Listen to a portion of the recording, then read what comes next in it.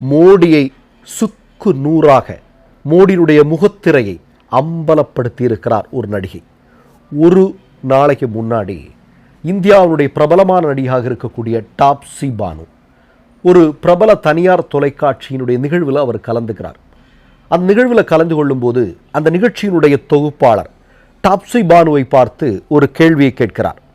இந்த ஸ்கிரீனில் இந்தியாவுடைய 2 பிரபலமான அரசியல்வாதிகள் இருக்கிறார்கள். அவர்களில் உங்களுக்கு பிடித்தமானவர் யார், உங்களுடைய ஃபேவரைட் பொலிட்டீஷியன் யார் அப்படிங்கிறதா அந்த தொகுப்பாளர் கேட்ட கேள்வி. அதற்கு டாப்ஸி பானு சொன்ன பதில் தான் இன்றைக்கு இந்தியா முழுவதும் உலகம் முழுவதும் மிகப்பெரிய அளவில் வைரலாகி கொண்டிருக்கிறது. அந்த ஸ்கிரீனில் தெரிஞ்ச 2 பிரபலமான அரசியல்வாதிகள் யார் அப்படின்னா, ஒன்று நரேந்திர மோடி, இன்னொன்று ராகுல் காந்தி.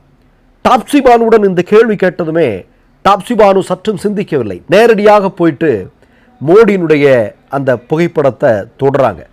தொட்டுட்டு அவர் சொல்கிறாங்க, என்ன சொல்கிறாங்கன்னா, மோடியை நான் வெறுக்கிறேன் என்று சொன்னால் என்னால் இந்தியாவில் நிம்மதியாக வாழ முடியுமா? அப்படின்னா மோடியை எதிர்த்து பேசினால், மோடியை பிடிக்கவில்லை என்று சொன்னால் இந்தியாவில் என்னால் நிம்மதியாக வாழ முடியுமா என்று இந்தியாவுடைய பிரபலமான ஒரு நடிகை சொல்லியிருக்கக்கூடிய செய்தி உலகம் முழுவதும் இருக்கக்கூடிய மக்களிடம் மிகப்பெரிய அதிர்வலைகளை ஏற்படுத்தி இருக்கிறது.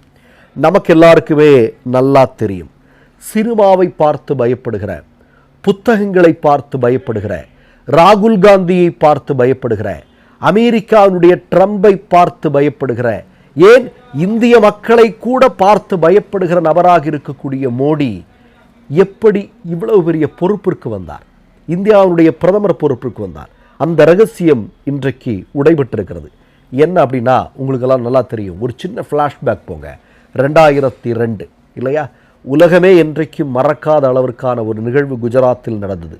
3000த்திற்கும் அதிகமான அப்பாவி மக்கள் படுகொலை செய்யப்பட்டார்கள்.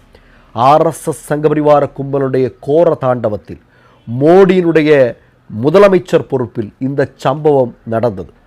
இப்போது இதன் பிறகு நீங்கள் பார்த்தீங்கன்னா, மோடிக்கும் அமித்ஷாவிற்கும் பாஜகவிற்கும் ஒட்டுமொத்தமாக உலகம் முழுவதுமே இந்த அமைப்பு, இதை சார்ந்த தலைவர்கள் எல்லாம் பயங்கரவாதிகள், இது ஒரு பயங்கரவாத அமைப்பு, பல்வேறு நாடுகள் இந்த தலைவர்களுக்கு தடை என்றெல்லாம் களத்தில் வந்தன. இவற்றிலிருந்து தங்களை காப்பாற்றிக் கொள்வது எப்படி என்பதற்காக மோடியும் அமித்ஷாவும் சேர்ந்து ஒரு திட்டத்தை போடுகிறார்கள். அந்த திட்டம் என்ன அப்படின்னா, அமெரிக்காவை சார்ந்த ஆக்கோ என்று சொல்லக்கூடிய ஒரு PRO ஏஜென்சியை அணுகிறார்கள்.